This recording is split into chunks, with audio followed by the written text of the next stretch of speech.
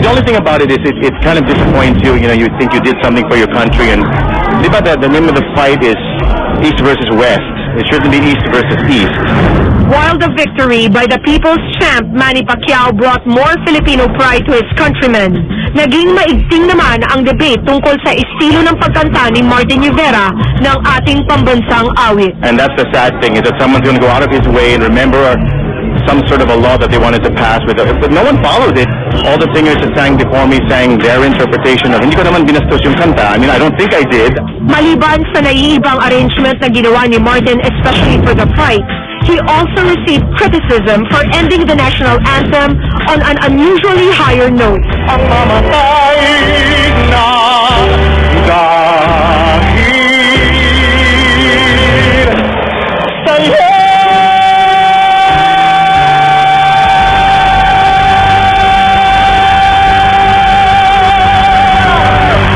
The reason why I ended the song on a very high note is so that I can be heard over the usual boo, boo, or kasi lahat ng mga Pinoy, alam nila yung kanta, di ba? So they know that the ending is coming, sisigaw na sila.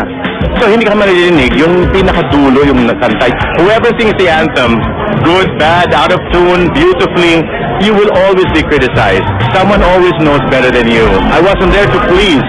I was there to represent. Ngunit ayon sa National Historical Institute at National Press Club, nararapat lang raw na sampahan ng kaso ang mga awit dahil sa paglabag nito ng Republic Act 8491 o heraldry law. But in his defense, Martin also wishes to present a different side sa argumentong ito. From what I know or what I read on the internet, it was formerly a Spanish poem that was interpreted as a Tagalog song. So why can't we also give our interpretation? If they could have done it 100 years ago, we can also do it now. I wanted to tell a story. I wanted to show my pride and my love for my country and to be a Filipino, because our Filipino fighter is just about to fight. So I didn't want to just sing the song like it was a recording or like a robot. I mean, if everyone sings the song, I don't care who the singer is, if everybody sings the song the same way all the time, mag-CD ka na lang. Sa ngayon, certain sectors are still clamoring for an apology mula kay Martin. Ngunit ayon sa kanya, he can only apologize up to a certain extent. It's hard for me or anyone, I think, to really sincerely apologize if you're not sorry. But if I've offended anybody, especially these people who seem to say they hold all the rules and the laws, then I apologize to them and only them, because they didn't like it, but not because of my performance. I don't apologize for that at all. Ngunit hindi naman lahat ay bumabatikos kay Martin.